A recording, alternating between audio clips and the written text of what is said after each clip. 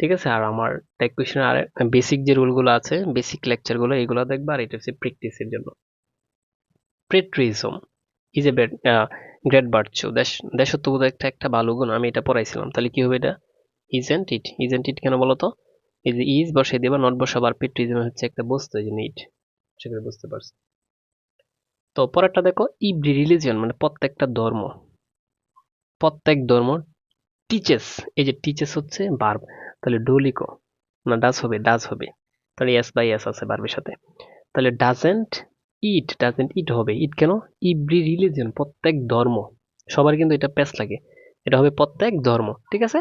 তারপরে দেখো, we all must remember that, আমাদের প্রত্যেকে মনে রাখতে হবে। এখন একটা বিষয় বুঝো, দ্য কান্ট্রি ইজ অ্যাবভ, এখন কোন সেন্টেন্সের করবা? এই যে দ্যাট আছে না, দ্যাটের আগে যে সেন্টেন্সটা আছে এটা বাদ, দ্যাটের পরেরটা করবা। The country is above, the country, তাহলে ইজ আছে, ইজ বসাও, তারপর নট বসাও, তারপর দ্য কান্ট্রি মানে দেশটি, তাহলে ইট হবে, দেশটি তো বস্তু, তাহলে ইজেন্ট ইট, ঠিক আছে? তারপর এটা দেখো, হয় কেন, সাম পিপুল ফরগেট ইট ইজ রিয়েলি কুয়েশনস, তো এই যে দেখো সাম, কেন মানুষে ভুলে যায়, এটা বাদ, আগের সেন্টেন্সটা বাদ দিয়ে দিবা, ইজেন্ট ইট হবে উত্তর। এই যে ইজ আছে, ইজ বসাও, নট বসাও, ইজেন্ট ইট, উত্তর হচ্ছে ইজেন্ট ইট। তারপর উই হোপ দ্যাট, আমরা আশা করি যে, এটা বাদ, দ্যাট যুক্ত আগের সেন্টেন্সটা বাদ দিবা, পরেরটা করবা।